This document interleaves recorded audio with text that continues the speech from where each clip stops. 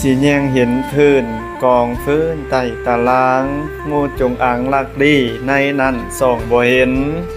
บ่มีไผเห็นแจ้งแย้งซองลำไม้ไผ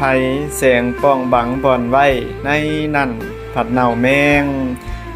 ญาติโยมเอ้ยใจของคนเลิกตื่นยากสิส่องแนมเห็น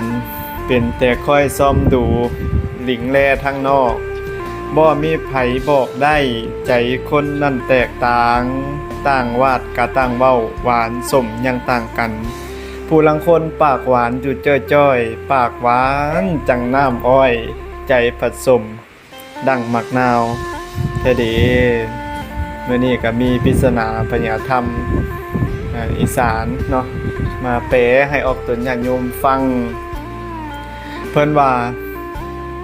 ไผสีแนมเห็นพื้นกองพื้นใต้ตารางงูจงอางลักลี่ในนั้นส่องบ่เห็น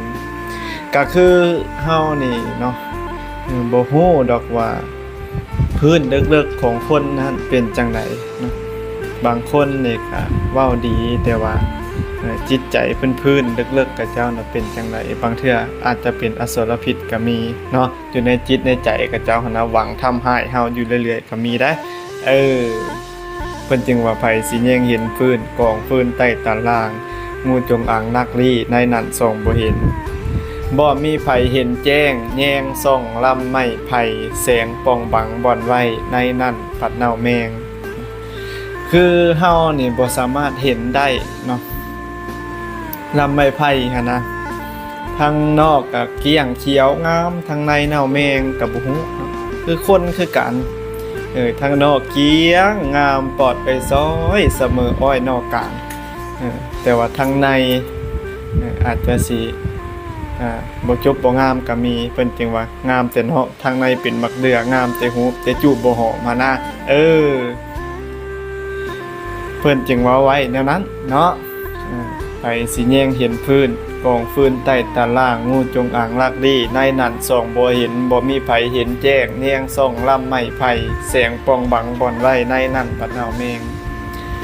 ญาติโยมเอ้ยใจของคนโลกตื่นยากสิส่องแนมเห็นเฮานี่บ่แนมเห็นดอกจิตใจคนเนาะว่าน้ำมหาสมุทรเลิกแล้วยังวัดได้ว่าเท่านั้นเท่านี้เมตรพันกิโลเมตรเท่านั้นเท่านี้แต่ว่าจิตใจของคนนี่โอ้ยยากสิเบิ่งเห็นเนาะบ่ฮู้ว่าเขาเฮ็ดจังได๋คิดจังได๋ก็บ่ฮู้ว่าเขาสิเฮ็ดจังได๋จิตใจเขาหั่นนะบางเทื่อเขาก็ตีสนิทอยู่แต่ว่าจิตใจเขานี่หวัง